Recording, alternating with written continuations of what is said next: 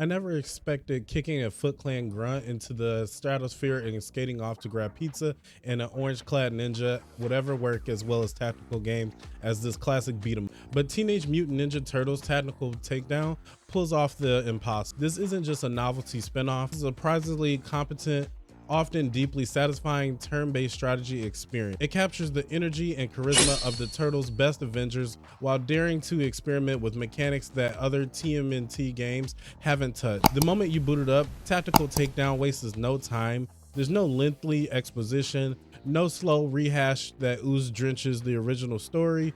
This setup is clear, familiar, and fast. The Foot Clan is stirring up trouble once again. This time is led by Karai, the Shredder's dangerous daughter. She's joined by the ever-cunning Baxter Stockman, and together they're rolling out a scheme to conquer New York with a fresh scientific nightmare. The game introduces this quick. Within mere minutes in, you're on board, plotting your next move. What makes this game stand out almost immediately is the structure. Rather than swapping between characters mid-mission or forming a party, each mission puts you in control of a single turtle operating solo. This might sound like a gimmick, but it becomes a powerful narrative tool. These aren't just action missions, they're character studies. The turtles are older here, late teens or early 20s. Each one wrestles with its own identity, purpose, and growing emotional distance between them. The missions wrapped in the short but effective dialogue scenes reflect that tone. Leonardo missions highlight his sense of order and discipline. Tight corridors, clean engagement, timing-based flow. He's the technician, the planner, the one who has to keep his cool. With buffs that let him dodge attacks and skills that combo into one another, his levels are all about rhythm and restraint. Donatello's sewer-based missions are all about tactical mastery. They turn the environment into a weapon. His skill set revolves around controlling space, laying trap, poisoning enemies with sludge, and manipulating foes into range with his staff. Playing as Donnie feels like operating a machine. Every trap, every gadget, every turn needs planning, and when it works, it's genius. Raphael, by contrast, is a blunt instrument. His missions are pure power-based fan. You build rage, unleash devastation,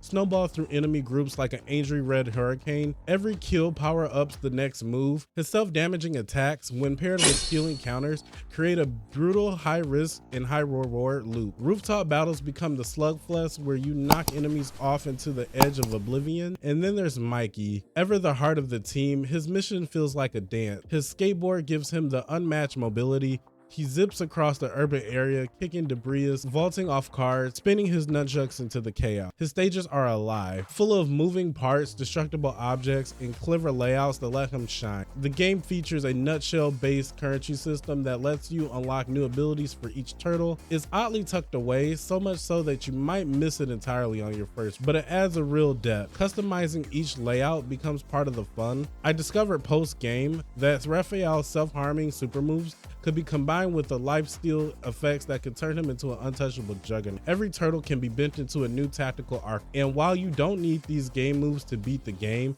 they're completely change how you approach the mission. The tactics themselves are lean but smart. Each turtle has 6 health points and 6 action points per turn.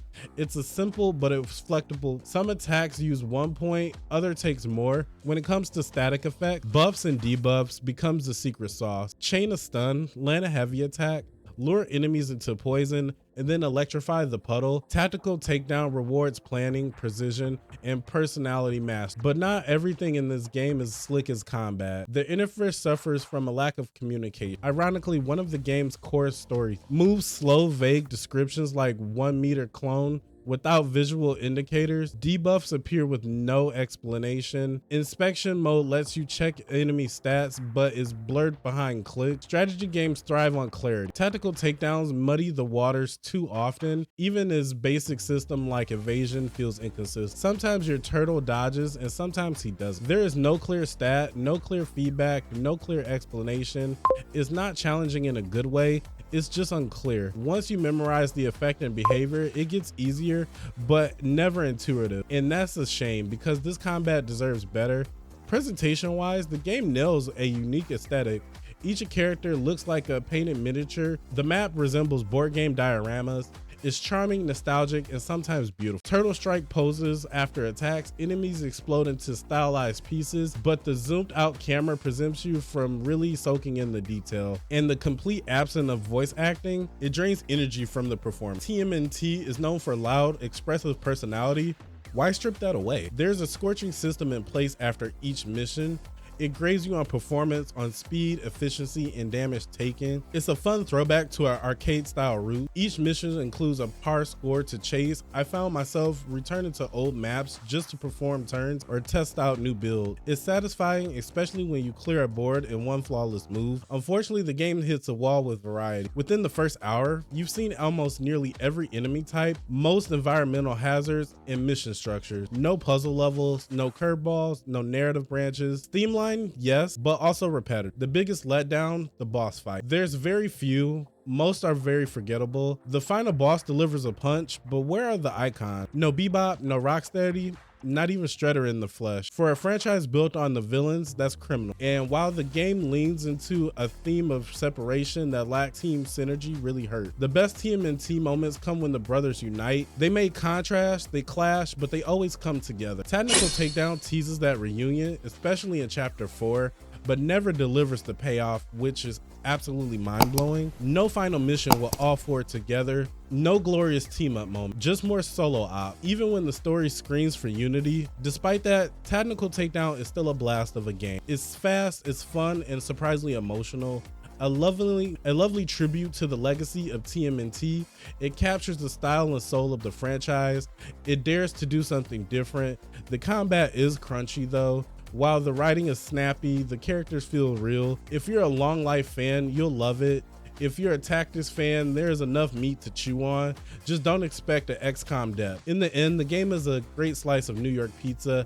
A little greasy, not too fancy, but deeply fantasizing. Teenage Mutant Ninja Turtles Technical Takedown isn't a masterpiece, but it knows what it is and it plays to its strength. It's an honor to the turtle spirit without being chained to the nostalgia. It's a solid foundation for more genre experiments. Let's hope the next installment brings the actual Shredder back into the game and have more of an iconic boss fight and more teamwork with all four of the Ninja Turtles actually teaming together. And while we're at it, give me a Street Sharks remake of the game as well. I would love that. But other than that, guys, if you like this video, please join me over on Twitch, where I go live every Monday, Wednesday, Friday, and Sunday at 9:30 Eastern time. And other than that, like and subscribe and stay out.